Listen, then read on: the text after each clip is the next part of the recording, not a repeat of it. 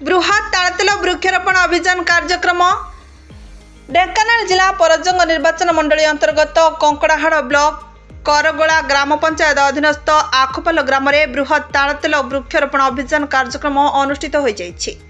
लिपाम resources private limited रो जिला परिचालक जीराम बाबू द्वारा कंकड़ाहाड़ और परजंग ब्लॉक रो क्षेत्र अधिकारी ऋतुराज महंत हिंदोल ओडापड़ा ब्लॉक अधिकारी सुजित बेहेरा तत्वावधान में आयोजित तालतेल वृक्षारोपण कार्यक्रम उद्घाटित हो जाइछि।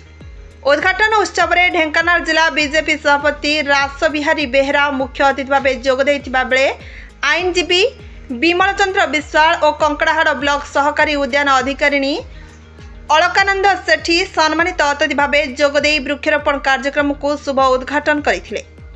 आयोजित सभारे ब्लॉक चाषी माने उपस्थित रही तालतेल वृक्षारोपण संबंधी विभागीय अधिकारी विभिन्न नियमावली उपरे ज्ञान आरोहण करथिले। एही वृक्षारोपण करबाको हेले जलवायु मृत्तिका संरक्षण गछ लगाइबार दूरता और केते गभीर गातरे आवश्यक गछ लगाइबार समय खत सार और अन्य केतेक नियमावली अवलंबन करबाको चाषी को परामर्श देथिले।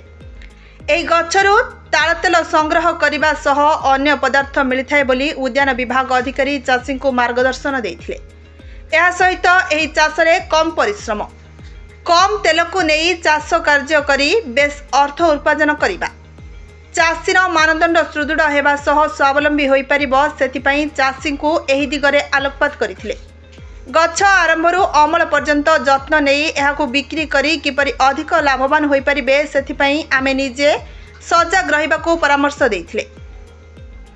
ओडिशा सरकारंकर उद्यान विभाग पक्षरु चाषी को दिया जाउथिबा अनुदान उपरे सचेतन कराइथिले। Bureau report Subhadra news.